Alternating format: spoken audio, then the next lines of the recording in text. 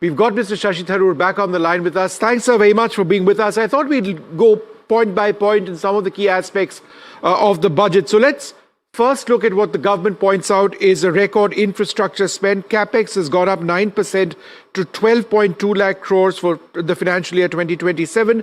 So infrastructure-led growth, they say, is a priority, and that remains. How do you look at that? Well, I think we've got to really look at the numbers beneath that. I mean, what does this consist of? For example, we've heard them talk about MSMEs, right? They're going to create these champion MSMEs.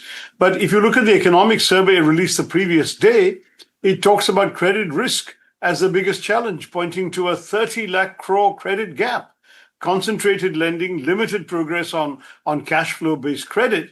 So how on earth with these structural constraints can you truly expect to see MSME growth and formalization? So you really have to worry about what the government has in mind. They can give big banner headline numbers, but I'm not quite sure I see where the substance is going to be when you actually get into the three cities as city economic regions, as an example, is how presumably this CapEx would be targeting, or what this CapEx would be targeting. I'd like to see more detail than that. I mean, I have a lot of cities in my state of Kerala. Is there a city economic region in Kerala? If so, how is it defined? What sort of projects are coming in? The budget document is very skimpy on these details. The next point, tax simplification and the new act. A large part of Part B of what the finance minister spoke about had to do with ensuring that it's easier to pay taxes, that legal action would not be taken in many cases. There's always a settlement process. And in a sense, it encourages people and companies to go out and pay their taxes. It's a simpler process. Would you welcome this? It's a simpler process if you have the money in your pocket to pay the taxes. The big worry we have is the middle classes have had a terrific income squeeze in recent years. They have to rely on debt to meet expenditures. Salaries have not grown at a significant pace. And the truth is that people don't have money enough left over for health, life insurance premiums, emergency expenses, once the EMI payments and the household staples are taken care of in any typical month. So the fact is that there is a real crisis, for example, of credit card debt. There are real challenges we're facing when it comes to the fact that a lot of consumption in India is taking place on borrowed money. There's some ridiculous 2.9 lakh crore in dues and 10.5 crores in credit cards in use. I mean, it's just astonishing in our country at this point where debt has become a normal way of spending. So the taxation system may be simpler, but it doesn't actually put money in the pockets of the Aam Aadmi. And yes, corporations are doing perhaps all right or better. Some things have been done to make life easier for them, and that's important if they generate growth. But is it trickling down to the ordinary Indian taxpayer? The answer is probably no. And then from the point of view of all this tax language in Part B, what is going on with devolution of finances? They have refused to change the figure from last year. Kerala, for example, which has seen its share of the tax pool declining from 3.93 just in the previous Finance Commission to 1.93 now, we are looking at a particularly dismal situation when it comes to having enough money to spend in the state. So, I mean, the taxes, again, you can have a headline saying simple taxes. Again, look at the reality in the lives of the ordinary people and the lives of the states. Fiscal consolidation. The government, the finance minister says she's met her target. They've targeted a fiscal deficit of 4.3%. That's down from 4.4% the previous year.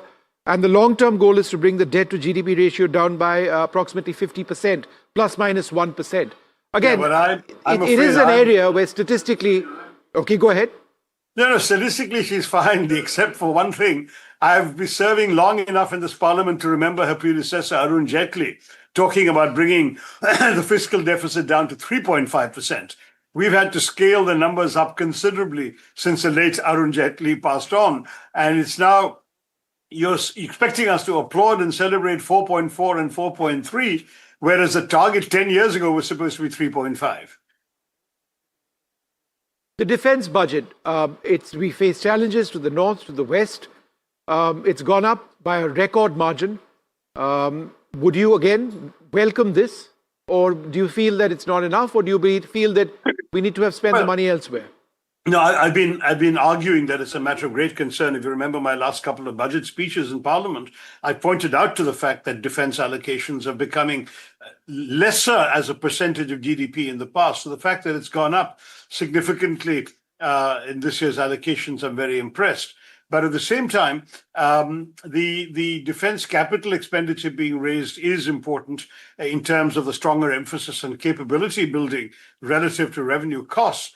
But if you look at nuts and bolts stuff, there's a reduction in allocations to the Air Force's requirements. There's a reduction in allocations to aircraft engines. So it's not as if it's all good news, but it does seem as if they have finally corrected the declining trend in defense expenditure. Perhaps after Operation Sindoor, they've realized we need much more money in defense. And I think that's something we can all support. It's just that they shouldn't have cut where they have cut.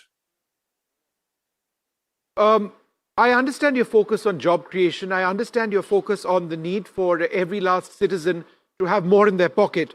When it comes to job creation, healthcare and biopharma are important. Biopharma generates jobs, and healthcare obviously is important for all of us. The minister is focused on cutting customs duty on 17 critical drugs, including those for cancer and rare diseases. A, do you welcome that? B, the focus on biopharma Shakti, as she referred to it. It's good for our industry, and again, it's an employer. Is this something that's positive? Yes, it potentially is relatively positive, but the fact is that it does look like crucial sectors in the health, education, agriculture, social welfare areas have nonetheless been cut. Education in particular has taken quite a blow. And if you look at the SC, ST, OBC scholarships, they have really been slashed. So there is a real concern here. The other problem is how the budget is promising to create a new cadres while refusing to care for the existing ones. So we have over 10 lakh ASHA workers. In fact, there are about 30,000 of them in Kerala. They're holding up India's public health system, and these workers are being treated still as volunteers, paid a meager honorarium of some couple of thousand rupees a month. I mean, literally 2,000 to 4,000 is the average scale, supplemented by irregular task-based incentives.